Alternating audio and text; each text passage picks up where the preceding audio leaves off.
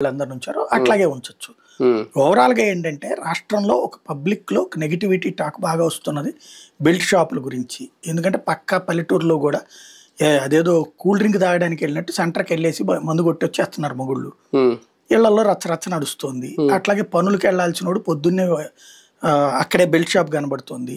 మనకు కొన్ని సెంటర్లలో ఇవి ఉంటాయి, అక్కడ ఉంటున్నది. అట్లాగే వైన్ షాపులు ఉంటాయి, వైన్ షాపుల పక్కనే పర్మిట్ రూమ్ ఉంటది, కూర్చుని తాగేసి వస్తున్నారు. ఇదివరకటి రోజుల్లో ఆ సిస్టమ్ని జగన్ కొట్టేశాడనే జగన్ మీద కడుపు మంట ఉంది. ఇప్పుడు లిక్కర్ తాగుబోతులకైతే సంతోషం ఈ ప్రభుత్వం వచ్చిన తర్వాత. ఎందుకంటే జగన్ ఉన్నప్పుడు రిస్ట్రిక్షన్ పెట్టి 11ంటికి ఏమో తెరిచి సాయంత్రం 7ంటికల్లా 8ంటికి ఏమో క్లోజింగ్ పెట్టేశాడు.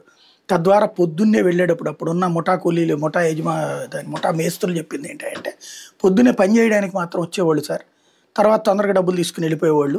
తొందరగా 7ంటికల్లా క్లోజ్ చేసేసుకుని, ఎందుకంటే 8ంటికి షాప్ క్లోజ్ అయిపోద్ది అనేసి.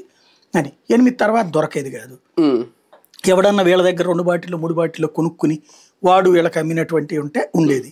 అది కూడా ఎక్కువ రేట్లు ఉన్నాయి కాబట్టి ఎక్కువ తాగలేకపోయాడు. అది మానుబాబులకి తాగుబోతులకి మంచి కోపం వచ్చింది. ప్లస్ వాళ్ళకి కావాల్సిన బ్రాండ్లు తాగనీయలేదన్నట్టు కోపం వచ్చింది. అది ఈ ప్రభుత్వం అధికారంలోకి రావడానికి కారణమైంది. కానీ తాగుబోతుకి సంతోషమే.